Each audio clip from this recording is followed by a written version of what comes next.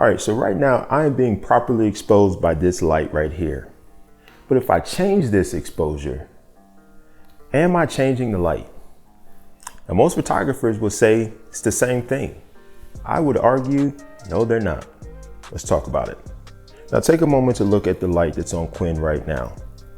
Now, as I change the aperture, it's going to change the exposure. It's going to make the image darker. So you may be thinking I've changed the lighting, but that simply isn't the case. The shadow didn't change. The edges didn't move. The highlight position did not change. The contrast relationship stays the same. What has changed is the exposure. The lighting itself did not change. We only changed how much of it you can see. The light remained the light.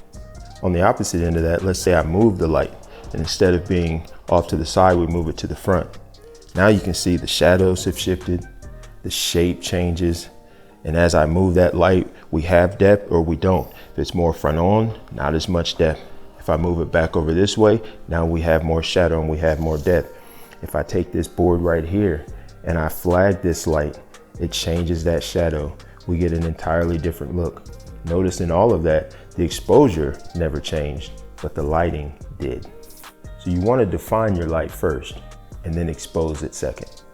Now you may be saying, Toglife, why does this even matter? What difference does it make whether I'm lighting something or exposing something? At the end of the day, I'm still making it to where I can see my subject.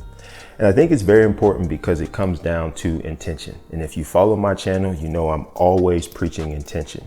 And I think a lot of times photographers will confuse lighting with luminosity. I want to illuminate my subject, and that is lighting.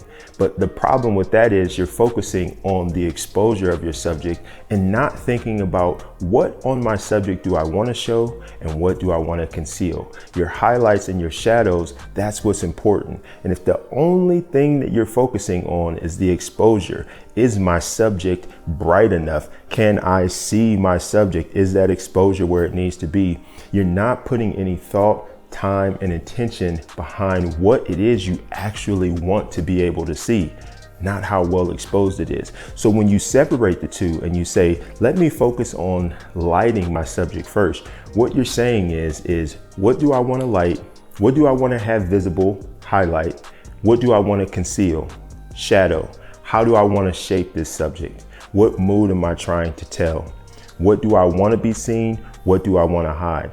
Once you do that, your lighting piece, then you can focus on the exposure piece. Now that I have my highlight, now that I have my shadow, is it exposed where I want it to be to continue to tell the story that I'm trying to tell? Or even if you're not trying to tell a story, because I like to say every image doesn't have to have a story, but every image should have intention. And so is it exposed the way that you intend it to be? When you separate the two, you move away from just illuminating a subject and you really start to focus on crafting the light first and then exposing second. So see, exposure decides what we can see. Lighting, on the other hand, defines what there is to see. And that's the reason why you can't fix flat lighting just by brightening it. And it's also why photos that are underexposed or low key can still look really beautiful. It doesn't really have anything to do with the exposure. It has everything to do with how it was lit. And those are two completely different things. Exposure is a camera decision. Lighting is a visual decision.